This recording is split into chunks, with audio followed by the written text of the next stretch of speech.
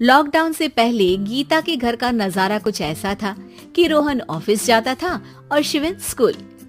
जिनके घर से जाने के बाद गीता काम खत्म करके बाकी समय आराम करती थी। लेकिन लॉकडाउन के बाद ऑफिस और स्कूल घर में ही खुल गए और इससे गीता का हाल वो तो आपको देखने में ही मजा आएगा। शिविन, ओ शिविन, महाराज उठने के लिए क्या 21 तोपों की सलामी लेंगे? अरे बिस्तर से बाहर निकल, ऑनलाइन क्लास स्टार्ट होने वाली है। अरे तुम भी हद करती हो, स्पीकर की तरह चिल्लाने की क्या जरूरत है? दिख नहीं रहा मेरी कॉन्फ्रेंस चल रही है। अब कैमरा और स्पीकर ऑन कर रहा हूँ, मुझे कोई शोर नहीं चाहिए। इस पर जैसे ही रोहन लैपटॉप का कैमरा और स्पीकर ऑन करता है तभी कुकर की सीटी बजती है। करा लो अब इसे चुप, लॉकडाउन नहीं हुआ, मेरी मौत का फरमान जारी हो गया। दोनों बाप बेटे ने नाक में दम किया हुआ है। ऐसा बोलकर गीता वहां से शिविन के कमरे में पहुंच जाती है, जहां शिविन अभी भी सो रहा होता है।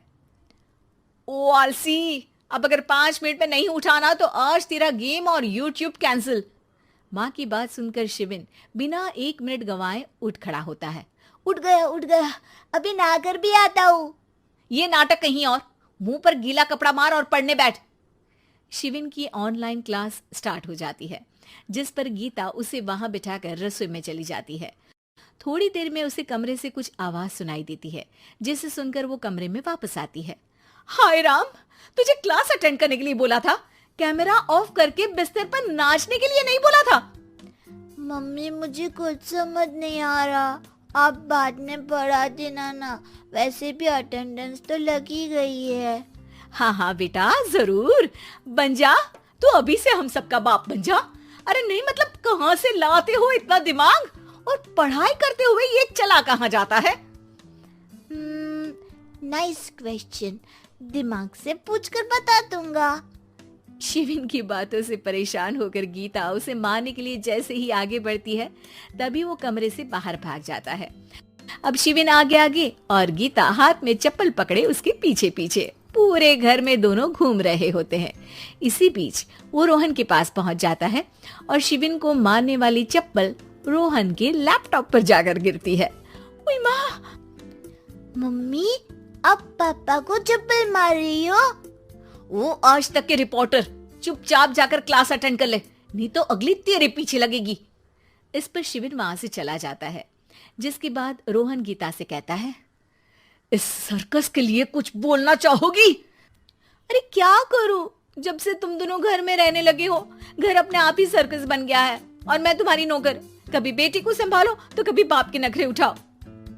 इन्हीं सब उथल पुथल में दिन बीतते रहते हैं, जिसमें हर रोज घर के अंदर कुछ नया सियप्पा खड़ा मिलता है, जो ज्यादातर शिविन और रोहन के ऑनलाइन स्कूल और ऑफिस से रिलेटेड ही होता है। एक सुबह, शिविन चल उठ, आज की क्लास जल्दी है। कैमरा ऑफ करके आप अटेंड कर लो। अरे ऐसे छित्तर पड़ेंगे, दादी नानी सब एक साथ याद आ जाएंगी। गीता की लाख मशक्कतों के बाद क्लास तो खत्म हो जाती है, लेकिन उसके बाद शिविन फोन इस्तेमाल करते हुए इंस्टाग्राम रील बनाने लगता है। रसोड़े में कौन था? तुम थी, मैं थी, कौन था? हाँ, मैं गरीब हूँ। अरे ओ गरीब के बेटे, आजा, मैं बनाती हूँ तुझे गरीब। मैं बताती हूँ रसोड़े में कौन था। पढ़ाई करने बोलो तो इनकी माँ मर जाती है, और ये पागलपंतियां जितनी मर्जी करा लो। गीता शिविन को डांट रही होती है, तभी रोहन बीच में बोल पड़ता है। अरे बच्चा ही तो है, इतना गुस्सा क्यों कर रही हो? बेटे का साथ देने की इसी एक कोशिश में अब शिविन के साथ साथ रोहन भी गीता के गुस्से की सूली पर चढ़ जाता है। अगर बेटे पर इतना ही प्यार आ रहा है तो इसे क्लास अटेंड क्यों नहीं कराते, इसका होमवर्क क्यों नहीं कराते? उस समय तो बहुत जल्दी मीटिंग आ जाती है, वो काम मैं करूं और यहाँ इस बेफिजुली की चीज में तरफदारी करके बन जाओ महान। हे भगवान, कोई तो इनके ऑफिस और स्कूल खुलवाओ, मैं इन्हें और घर में नहीं सह सकती। अरे कुछ और मांग लेती, क्योंकि तुम्हारी ये विश इस साल तो पूरी होने से रही, कोरोना। हाय नास बेटे ने जिंदगी ही बर्बाद कर दी। खाए कोई पचाए कोई, कल मुझे चुन चुन कर सबको मेरी बद्दुआ लगेगी। उन्होंने दुनिया का और इन बाप बेटे दोनों ने मेरा जीना मुश्किल कर दिया। गीता वहां से चली जाती है, जिसके बाद रोहन शिविन से कहता है, अरे तुम्हारी मम्मी इतनी भड़की हुई क्यों है? आपकी वजह से पूरा समय घर में रहते हो और उस पर कोई काम कराने की जगह बस ऑर्डर देते रहते हो। अच्छा बेटे, सारा इल्जाम मुझ पर? पूरा दिन तो वो तुम पर ही चिल्लाती है। हाँ, मतलब दोनों का 50-50 है, कुछ करना पड़ेगा।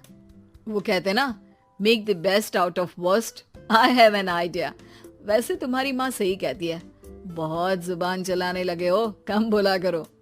अगली सुबह रोहन और शिवेन अपनी गलती को सुधारने के लिए गीता के उठने से पहले घर का आधा काम खत्म कर देते हैं, जिसे देखकर गीता खुश हो जाती है और फिर बाकी बचा काम वो तीनों मिलकर पूरा कर लेते हैं। जिसके बाद अब वो सब मिल बांट कर हर काम में एक दूसरे की मदद करते हुए लॉकडाउन का मजा